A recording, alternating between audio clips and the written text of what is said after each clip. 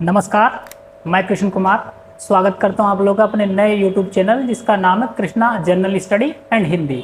तो आज मैं वर्णमाला की पार्ट 2 लेकर आया हूं। आप लोग ध्यान से देखिएगा। इसे भी इससे पहले मैं एक वीडियो बना चुका हूं वर्णमाला के ऊपर। आज इसमें आप लोग का पूरा एक चैप्टर कंप्लीट हो जाएगा, बस ध्यान से देखते चलें। तो शुरू करते हैं, चलो दोस्तों देख लीजिएगा। तो अभी मैंने बताया था इससे पहले कि स्वर और व्यंजन क्या होते हैं, आप लोगों ने अच्छे से देखा और ये भी देख लेना कि इसमें क्या बताया गया है। तो दोस्तों यहाँ पर बात करेंगे आज स्वरों की। अब तक हम पढ़ते आए थे कि स्वरों के कितने प्रकार होते हैं, तो हम ज्यादातर यही पढ़ते थे कि स्वर के 3 भेद होते हैं। जैसे आपको कहा जाता है कि ह्रस्व स्वर, दीर्घ स्वर और प्लुत स्वर। लेकिन यहाँ थोड़ा सा आज हम इसे और अच्छे तरीके से देखेंगे, क्योंकि एग्जाम में थोड़ा सा और स्टैंडर्ड टाइप के क्वेश्चन आना शुरू हो चुके हैं, जिनमें से आप लोगों को थोड़ा सा देखना पड़ेगा कि अब स्वरों के भेदों को, और बहुत सारे भेद, लेकिन इनमें से प्रमुख रूप से जो एग्जाम में पूछे जाते हैं वो मैंने लिख दिए हैं, देख लीजिएगा आप लोग। जैसे एक तो यहाँ लिखा है उत्पत्ति के आधार पर स्वर के भेद कितने होते हैं, उच्चारण के आधार पर स्वर के भेद कितने होते हैं, जिह्वा के प्रयोग के आधार पर स्वर के भेद कितने हो, साथ ही साथ मुंह खुलने के आधार पर स्वर के भेद कितने होते हैं। मैं विश्वास दिलाता हूँ आप लोगों को, इन्हीं से बाहर आप लोगों से क्वेश्चन नहीं जाने वाला। आप लोग ध्यान से देख लीजिएगा। स्वर मैंने लिखे हैं, आप लोगों को पिछली क्लास में भी पढ़ाया गया। अ आ, छोटी बड़ी, छठा बड़ा, री, ए ऐ ओ औ अं अ, ये क्या कुछ है आप लोग इनके बारे में देख लीजिएगा। देखो पहले तो मैं बात करूंगा उत्पत्ति के आधार पर स्वरों के भेद। उत्पत्ति के आधार पर स्वरों के 2 भेद बताए गए हैं, इन्हें ध्यान से देख लीजिएगा। उत्पत्ति के आधार पर स्वरों के 2 भेद बताए गए हैं। एक होता है मूल स्वर, ये ध्यान से देख लेना। दूसरा होता है संयुक्त स्वर, संधि स्वर। बस यहीं से पढ़ लेना जो भी लिख रहा हूं, और हो सके तो नोट करते चले, क्योंकि इससे बाहर कुछ नहीं होगा। मूल स्वरों की बात करें तो इनकी संख्या बच्चों 4 है। इनकी संख्या 4 है। देखो मूल स्वर वो होते हैं जो किसी अन्य के मेल से ना बने हो, किसी अन्य के मेल से ना बने हो। कौन कौन से वो मूल वर्ण होते हैं, मूल स्वर होते हैं, उनके ऊपर ध्यान से देखना आप लोग। जैसे एक होता है इसमें से अ, छोटी, छोटा उ और री, इन्हें ही हम कहते हैं मूल स्वर। याद रखना क्या कहते हैं ना, मूल स्वर कहते हैं। बहुत इंपॉर्टेंट क्वेश्चन है, यहाँ से पेपर में आया हुआ है और आगे भी देखने को मिलेगा। संधि स्वर की बात करो, संधि का मतलब ही जोड़ होता है, अर्थात एक या एक से अधिक, 2 या 2 से अधिक वर्णों के मेल से जो स्वर बनते हैं उन्हें संधि स्वर कहते हैं। देखो इसके यहाँ अगर देखा जाए तो जो 2 भेद देखने को मिलेंगे आप लोगों को। 2 भेद कौन कौन से, आप लोग यहाँ इसे देखना अच्छे से। एक तो हम कहते हैं इनमें से दीर्घ, दीर्घ स्वर। दूसरा होता है इसमें से संयुक्त स्वर। बस इसे आप लोग देखते चलिए, आप लोग की सारी चीजें क्लियर हो जाएगी। दीर्घ स्वर को हम उत्पन्न स्वर भी कहते हैं, उत्पन्न स्वर भी कहते हैं। अब ये अगर देखा जाए तो इनकी संख्या 3 है। कौन कौन से, ध्यान से देखना। एक तो आ, एक है बड़ी ई और एक है बड़ा ऊ। क्योंकि आप लोग को पता है जो आ बना है अ प्लस अ, इन दोनों के मेल से ये बना है आ। अगर बड़ी की बात करें तो ये जो बड़ी बना है, छोटी और छोटी, इन दोनों को मिलाकर बड़ी ई बना है। ठीक उसी प्रकार से ये बड़ा ऊ देख लीजिए, ये छोटा ऊ और प्लस छोटा ऊ, इन दोनों को मिलाकर क्या बना है, बड़ा ऊ बना है। तो वही आप लोगों को ठीक इसी प्रकार से देखना पड़ेगा कि संयुक्त स्वर कौन से। तो बच्चों संयुक्त स्वर का मतलब है जो एक से ज्यादा या अलग आवाज के मेल से बने स्वर हो तो उनको संयुक्त स्वर कहते हैं। देख लीजिएगा, ये इनकी संख्या 4 है। जैसे आप लोगों ने देखा होगा ए, आई, ओ और औ। तो ये किस किस के मेल से बने, यहां से पेपर में आया हुआ बच्चों, तो इसे देख लीजिएगा। ये जो ए बना है, आप लोग जब संधि पढ़ेंगे तो संधि में भी काम देगा बहुत। जैसे गुण संधि, वृद्धि संधि और दीर्घ संधि वगैरह, इनमें आप लोग को कहीं ना कहीं वृद्धि संधि वगैरह में ये सारी चीजें देखने को मिलेंगी। ए किसके मेल से बना, यहाँ अ में अगर मैं छोटी मिला दूं तो ये बन जाएगा ए। वही ऐ की बात करें तो अगर अ में ए मिला दें तो बन जाएगा ऐ। ओ की बात करें तो बच्चों यहाँ ध्यान से देखना, ए में अगर मैं छोटा ऊ मिला दूं तो आप लोग को बन जाएगा ओ, क्योंकि ये गुण संधि में भी देखने को मिलेगा। औ की बात करें तो ये औ बनेगा अ प्लस ओ से। इन्हें हमने क्या कहा बच्चों, संयुक्त स्वर कहा। इससे आप लोगों को बाहर नहीं पूछेगा, और ये मैं भी बता देता हूं, बहुत बार क्वेश्चन पेपर में आए हैं कि कौन से संयुक्त स्वर होते हैं, कौन से दीर्घ स्वर होते हैं। वहीं उच्चारण के अगर मैं आधार की बात करूं, उच्चारण का मतलब होता है बोलना, उच्चारण के आधार की बात करें तो इन्हें 3 भागों में बांटा गया है। यहां से भी आप लोगों को क्वेश्चन देखने को मिलेगा बच्चों। 3 भाग वो कौन कौन से, थोड़ा सा बस इसे आप लोग धैर्य से देखते चलें। जैसे हमने सुना है ह्रस्व स्वर, ह्रस्व स्वर एक तो ये हो जाएगा, दूसरा हो जाएगा दीर्घ स्वर। जब हम बोलते हैं तो आप लोगों को बोलने के आधार पर एक दीर्घ स्वर कहलाता है। एक होता है बच्चों कौन सा, प्लुत स्वर। देखो ज्यादातर आप लोगों को सिर्फ इतना पढ़ाया जाता है कि ये जो स्वर होते हैं इन्हें 3 भागों में बांटा जाता है। वो कौन कौन से भाग होते हैं, एक इनमें से ह्रस्व बता दिया जाता है आप लोगों को खाली, और एक दीर्घ बता दिया जाता है, और एक आप लोगों को प्लुत बता दिया जाता है। तो देखो ह्रस्व और दीर्घ और प्लुत, इसके अलावा भी अगर हम स्वरों की बात करेंगे तो स्वर तभी कंप्लीट होते हैं जिसमें ये सारी की सारी चीजें आप लोग को क्लियर हो जाए। मेरी कोशिश यही रहेगी कि आप लोगों को ज्यादा से ज्यादा, कहीं ना कहीं ज्यादा से ज्यादा आप लोगों को इसमें बताया जाए, ताकि आप लोगों का क्वेश्चन कुछ बचे ही ना, दोबारा कहीं से पढ़ने की जरूरत ही नहीं पड़ेगी। क्योंकि मेरा टाइटल ही यही कि दोबारा पढ़ने की जरूरत नहीं पड़ेगी, एक बार हमसे पढ़ लीजिएगा, फिर आप लोग को कहीं से दोबारा पढ़ने की आवश्यकता नहीं पड़ेगी। बच्चों ह्रस्व का मतलब होता है जिन्हें बोलने में कम समय लगे, कम समय लगे। अब देखो बोलने में कम समय तो उन्हें लगेगा जिनकी मात्रा एक होगी, उन्हें हम लघु स्वर भी कह सकते हैं। इनकी संख्या आप लोग को पहले ही बता दी गई कि आप लोगों ने ये जो पढ़े ना इधर मूल स्वर, इन्हीं मूल स्वरों को हम क्या कहते हैं बच्चों, ह्रस्व स्वर भी कहते हैं। जैसे इनकी संख्या में 4 होती है, कौन सी, अ, छोटी, छोटा ऊ और ऋ। यही हमारे पास ह्रस्व स्वर भी कहलाते हैं। वही दीर्घ स्वर देखें तो बच्चों दीर्घ स्वर का मतलब होता है जिन्हें ह्रस्व से 2 गुना समय लगे बोलने में, यानी ऐसे स्वर जिन्हें बोलने में, जिन्हें बोलने में ह्रस्व से दुगुना समय लगे, ऐसे वर्णों को हम क्या कहते हैं बच्चों, दीर्घ स्वर कहते हैं। अब इनकी संख्या अगर बात करें तो बच्चों यहां हिंदी में इनकी संख्या 7 होती है। कौन से होते हैं, जरा एक बार देख लीजिएगा, वो 7 वर्ण कौन से या 7 स्वर कौन से, जरा ध्यान से देख लीजिएगा। ये जो आप लोग को देखने को मिल रहे हैं, एक तो ये आ, एक बड़ी ई और एक बड़ा ऊ। ये मैं पहले भी पढ़ा है कि दीर्घ स्वर। साथ ही साथ ये जो यहां से आप लोगों ने देखा होगा ए, ऐ, ओ, औ, ये भी किसमें आ जाएंगे बच्चों, यानी जो संधि स्वर एक प्रकार से क्या कहलाते हैं, दीर्घ स्वर भी कहलाते हैं, क्योंकि इनकी 2 मात्रा होती है और इन्हें गुरु भी कहा जाता है। देख लीजिए ये बनेगा आप लोग का आ,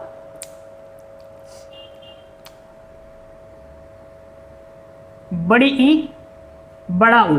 ये तो ऊपर से आ जाएंगे, नीचे से क्या आ जाएंगे, ए, ऐ, ओ, औ, ए, ऐ, ओ, औ। तो ये आप लोग देख लीजिएगा, ये 4 वर्ण क्या हो जाएंगे, 7 वर्ण आप लोग के दीर्घ स्वर कहलाएंगे। यहां से आप लोग को पेपर में देखने को मिलेगा। बच्चों हिंदी में प्लुत स्वरों को नहीं पढ़ाया जाता, क्योंकि ये संस्कृत के कहीं ना कहीं स्वर होते हैं, और इसकी आप लोगों अगर समय की बात करें तो ये दोनों से 3 गुना ज्यादा समय लेता है, 3 गुना ज्यादा समय लेता है। और जब भी से हम लिखते हैं तो बीच में हम उन 2 वर्णों के बीच में, 2 अक्षरों के बीच में हम 3 का लिख देते हैं। जैसे आप लोग लिखेंगे ओम, तो ओम नहीं लिखा जाता, बीच में 3 लिखा जाता है और ओम। यही इसका आप लोग को उदाहरण देखने को मिलेगा कि हिंदी का जो 3 का बना होता है, इसी से इसकी पहचान होती है और हिंदी में इसका प्रयोग नहीं किया जाता। कुल मिलाकर आप लोग को उच्चारण के आधार पर स्वर के भेद बताए गए, आप लोगों को उत्पत्ति के आधार पर स्वर के भेद बताए गए। वहीं जिह्वा के प्रयोग के आधार पर मैं बात करूं, जिह्वा का प्रयोग कैसे बच्चों, मैं पहले ही बता चुका था कि उच्चारण के आधार पर स्वरों के 3 भेद होते हैं। तो यहां अगर देखा जाए तो बच्चों जिह्वा के आधार पर आप देखो, जीभ हमारी कुछ इस प्रकार से होती है बच्चों, आप लोगों को भी देखा होगा, आप लोगों की मेरी भी सबकी जीभ होती है ना। खैर अब देखो जीभ के 3 भाग होते हैं। एक ये आगे का जो नुकीला भाग, ये वाला इसको बोलते हैं अग्रभाग, तो इसे मैं कह दूंगा अग्र स्वर। क्या कह दूंगा? अग्र स्वर। इसके बाद ये जो पीछे का भाग है इसको बोलूंगा मैं पश्च स्वर, पश्च स्वर। और ये जो बीच का भाग है इसको बोलूंगा मैं मध्य स्वर। जो मध्य से बोला जाएगा वो मध्य स्वर कहलाएगा। आप लोगों को बताया गया था कि बच्चों ये जो अग्र स्वर होते हैं यहां से कौन सा बोला जाता है, तो बीच में से केवल अ बोला जाता है। इसके अलावा अग्र स्वर में छोटी, बड़ी ई, ए और ऐ इनको बोला जाता है। पीछे के स्वर जो बचे हैं उनको लिख लीजिएगा, जैसे आ, छोटा ऊ, बड़ा ऊ, ओ और औ। ये हो गए बच्चों 10।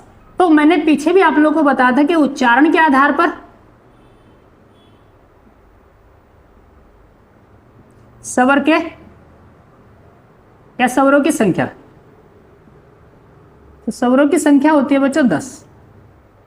बस कुछ भी नहीं करना, आप लोगों को सीधा यहीं से उतार लेना है, सीधा लिख लेना है या पढ़ लेना है। इसके अलावा बार बार किताबें या कुछ पढ़ने की जरूरत नहीं पड़ती, क्योंकि ये बहुत सारी चीजों का निचोड़ है। आप लोग अलग अलग नहीं देखेंगे कहीं से भी, बस एक बार बोर्ड पे देख लीजिएगा। स्वर का आज ऐसा आप लोग को फॉर्मूला दिखाऊंगा कि इसके अलावा कहीं से दिखेगा ही नहीं कहीं से और। तो आप देख लीजिए मुंह खुलने के आधार पर। अब बच्चों यहाँ एक और पोर्शन बन जाता है इसका, क्योंकि यहाँ से भी कई बार क्वेश्चन पेपर में आया हुआ है, मुंह खुलने के आधार पर स्वरों के भेद। तो मुंह हमारा कितने प्रकार से खुलता है आप लोग देख लीजिए। बड़ा सा खोल देंगे आ, फिर छोटा आ, फिर खोलेंगे, देखो आप लोग क्लोज करेंगे, फिर पूरा क्लोज करेंगे, हाफ क्लोज करेंगे। इस प्रकार से आप लोगों ने देखा होगा। तो मुंह हमारा 4 प्रकार से इसे देखा गया है, जिनमें से एक हो जाएगा विवर्त स्वर। कौन सा आ जाएगा बच्चों? विवर्त स्वर। पहला हम लिखेंगे विवर्त। अब विवर्त का मतलब होता है ओपन। क्या होता है बच्चों? ओपन होता है विवर्त का मतलब। इसको हम इंग्लिश में ओपन लिख देंगे पूरा। अब ओपन का मतलब जब हम मुंह खोलते हैं तो आप लोग को पता है क्या बड़े बड़े से शब्द बोले जाते हैं, जैसे आ, ऐ, औ, ऐसे बोल देंगे ना। तो यहाँ कौन से वर्ण बोले जाते हैं? आ, ऐ, औ। तो ये वो 3 वर्ण जो विवर्त स्वर कहलाते हैं। इसके बाद एक होता है अर्धविवर्त स्वर। अर्धविवर्त का मतलब देख लीजिएगा आधा विवर्त यानी हाफ ओपन। दूसरा हो जाएगा बच्चों अर्धविवर्त। अब अर्धविवर्त का मतलब क्या होता है? यहाँ हाफ ओपन। आप लोग समझ लीजिए जब मुंह आधा खुला होगा, आधा मुंह खुला होगा तो वहां से ठीक इन्हीं के छोटे वाले वर्ण लिख देंगे। आ का छोटा क्या बन जाएगा भाई? पूरा बोलेंगे तो आ, कम बोलेंगे अ, तो ऐसे बोल जाएंगे। यहां बोल देंगे अ, इसका छोटा ए, इसका छोटा ओ। बस केस क्लियर। इसलिए मैं कह रहा बच्चों रटना नहीं सीखना है। बार बार मेरी टैगलाइन भी यही रहती है कि रटना नहीं सीखना है। तो आप लोगों को यहाँ रटने से छुटकारा मिल जाएगा। इसके बाद आप लोगों को यहाँ जो तीसरे नंबर पर आता है उसे देख लीजिएगा। आप लोगों ने नाम सुना होगा संवर्त। संवर्त का मतलब होता है बच्चों क्लोज। जब हम मुंह बंद कर कर बोलते हैं। अब मुंह बंद करके कौन से शब्द बोलते हैं? ई, ऊ, और ई भी कौन सा? बड़े वाला। ये बड़े वाला ई बोल दिया और बड़े वाला ऊ बोल दिया, तो ये क्या हो जाएगा? क्लोज। और जब आधा मुंह बंद करेंगे ई, ऊ, तो ऐसे प्रकार से आप लोगों को देखने को मिलेगा। उसको बोलेंगे, चौथे नंबर पर आता है जिसको हम बोलेंगे अर्ध विवर्त। यहां से भी प्रश्न बच्चों आया हुआ है। अब इसका छोटा क्या है बच्चों? छोटी। इसका छोटा छोटा हो। अब आप लोग को इसकी बहुत समस्या रहती है, मुझे पता है बच्चों को बहुत दिक्कत रहती है कि कौन सा विवर्त है, कौन सा अर्धविवर्त है। तो कई बार देखा गया कि बहुत गलती करते हैं बच्चे। यहां से सीखना है आप लोग को। देखो पहले बड़ा, बड़े के बाद छोटा, फिर इसके बाद ये वाला बड़ा और फिर इसके बाद छोटा। आप लोगों को सिर्फ यही क्रम देखना है इसका,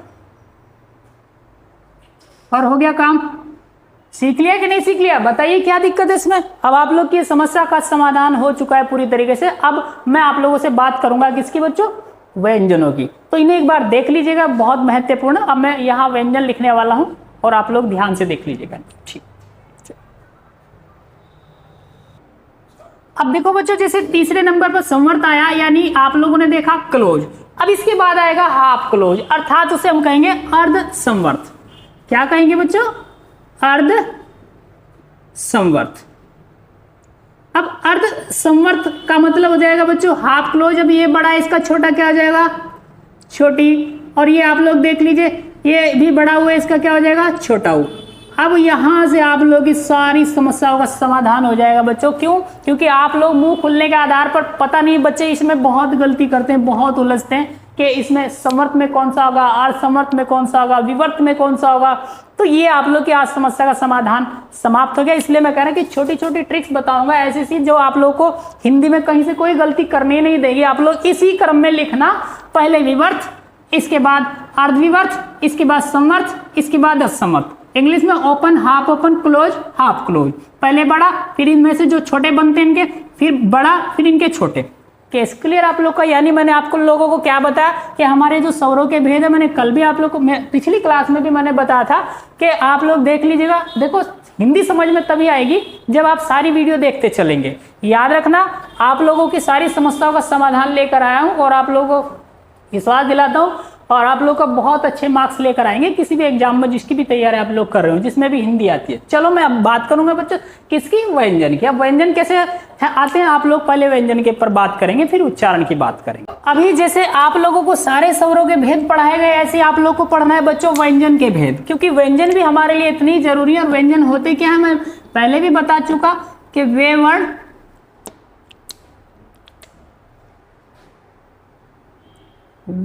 वर्ण जो स्वर के मेल से बोले जाते हैं क्या कहलाते हैं? व्यंजन कहलाते हैं। अब देखो पहले तो मैं लिख देता हूं व्यंजन, इसके बाद आप लोग को इनके सारे पार्ट पढ़ाऊंगा, सारे भेद पढ़ाऊंगा, क्या क्या इसमें होता है, बस ध्यान से देखते चलें। जैसे आप लोग लिखना शुरू कर दीजिएगा मेरे साथ।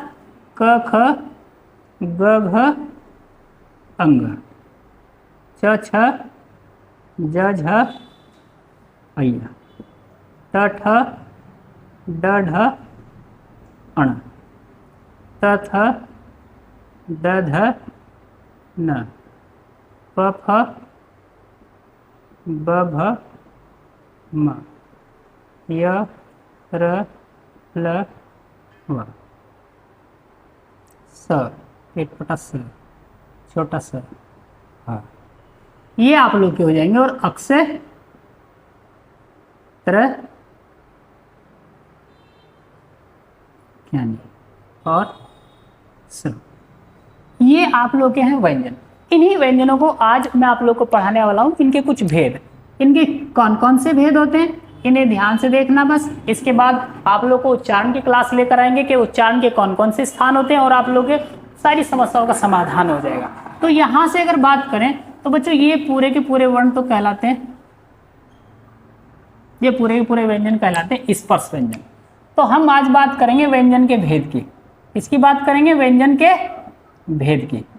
अब व्यंजन के भेदों में अब पहली बात करें तो पहला पॉइंट आता है कौन सा? स्पर्श व्यंजन। कौन सा आता है? स्पर्श या स्पर्शी व्यंजन।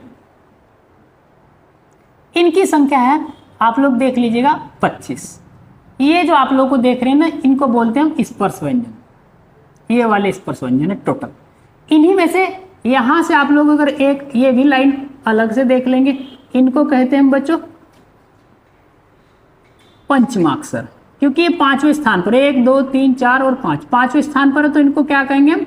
पंचमा अक्षर, या इन्हें अनुनासिक भी कहते हैं। अनुनासिक बहुत महत्वपूर्ण, बहुत आता है क्वेश्चन पेपर में। दूसरे नंबर पर आप लोग देखने को मिलेगा आप लोग को ये वाले, ये वाला व, अर्थात इनको क्या कहते हैं हम दूसरे नंबर वालों को? अंतस्थ व्यंजन। यानी जब हम बोलते हैं तो आवाज थोड़ा अंदर से आती है, अंतस्थ व्यंजन। अब आप लोग देख लीजिए ये कौन से बच्चों? य र ल और वा।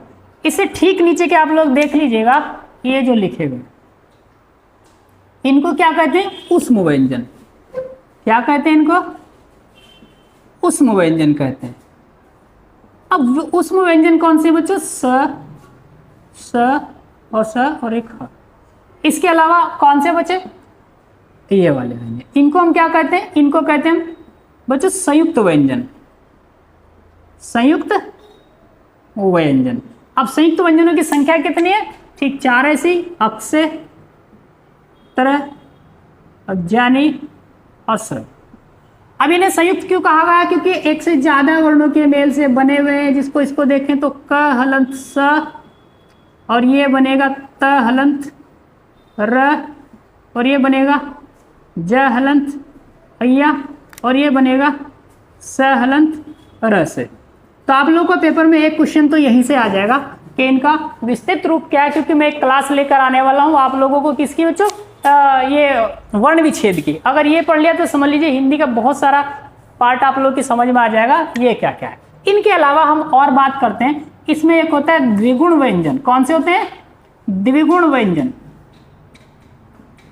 इन द्विगुण को उत्क्षिप्त भी बोल देते हैं। क्या कहते हैं? उत्क्षिप्त व्यंजन। अब उत्क्षिप्त व्यंजन कौन से हैं बच्चों, इसे भी ध्यान से देखना। इसको बोलते हैं ड और ढ, जब इनके नीचे बिंदी होती है। इसके बारे में भी बताऊंगा ये कहाँ प्रयोग होते हैं, तो थोड़ा सा धैर्य बनाए रखें। अगर मैं बात करूं बच्चों ड और ढ की, एक तो ये प्रयोग होते हैं बिंदी के साथ या बिना बिंदी के, बिना बिंदु के। एक होता है ये दूसरा प्रयोग होता है ना बिंदु के साथ में, बिंदु के साथ, यानी इनके नीचे जो बिंदी लगी ना इसको कहते हैं। बच्चों यहाँ बिना बिंदी की बात करें तो अगर ये कोई भी वर्ण इन्हीं से शुरुआत होती है, जैसे मैं लिख दूं ड म रू, तो डमरू लिखा तो इसके नीचे मैंने नहीं लिखा बच्चों, बिंदी नहीं आएगी। अगर मैं यहाँ लिख दूं ढोलक, तो देखो इसके नीचे बिंदी नहीं आई है। वहीं अगर मैं बात करूं बिंदु की, तो यहाँ अगर मैं लिखूं बच्चों सड़क, स ड और क, देखो नीचे क्या आ गया, ये आ गया। अब अगर मैं यहाँ लिखूं मेंढक, इसके नीचे भी हमें बिंदु लगाना पड़ेगा। तो आप लोगों को वर्ण शुद्धिकरण का एक यहां से भी पॉइंट मिल जाएगा, याद रखना, बहुत ही महत्वपूर्ण पॉइंट है, बहुत ही जबरदस्त। इन्हें नोट कर लीजिएगा, आप लोग का बहुत भला होने वाला है यहाँ से। इसके अलावा मैं आप लोगों को कुछ और बताने वाला हूँ, इसमें कुछ जैसे स्पर्श व्यंजन कौन से होते हैं, और आप लोग देख लीजिएगा अल्प प्राण, महाप्राण, ये सब वर्णों की मैं बात करूं तो, है ना। तो आप देखते रहिए जरा, मैं अभी आप लोग को बताता हूँ इसके कुछ भेद होते हैं, वर्णों के कुछ भेद, थोड़ा उनके ऊपर बात करेंगे, देख लीजिएगा, है ना। चलो देखते हैं।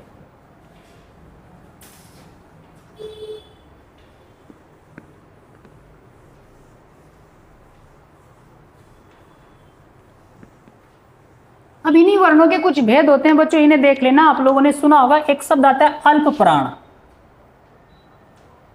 अल्प प्राण, याद रखना, जिन्हें बोलने में कंपन कम, वो क्या होते हैं? अल्प प्राण। अब देखो यहां क्या होगा बच्चों, जिसे बोलने में कंपन ना हो या प्रेशर ना लगे, है ना, जिन्हें बोलने में प्रेशर कम प्रेशर लगे, उनको बोलेंगे हम अल्प प्राण। देखो इनके लिए एक बच्चों कोडिंग होता है 1 3 5, यानी 1 3 5। इसका मतलब क्या होता है ये आप लोग को जानना बहुत ज्यादा जरूरी है बच्चों। 1 3 5 का मतलब क्या होगा, देखो यहां से 1 2 3 4 और 5, बस यहीं से इसका खेल शुरू हो जाता है कि वो कौन से वर्ण जो क्या कहलाते हैं? अल्प प्राण। तो अल्प प्राण में हमने एक तो पूरा ये वाला, एक पूरी ये वाली, तीसरी और एक पांचवी। तो अगर मैं यहां इसे लिखूं तो आप लोग को समझ लेना चाहिए कि एक तो क वाली रो नीचे की तरफ, क च त त और पा। देखो बस इसका लिख कर दिखाऊंगा, बाकी का आप लोग बनाना खुद, तभी सीख पाओगे। एक तो ये तीसरी रो कौन सी, ग ज ड द और एक ब।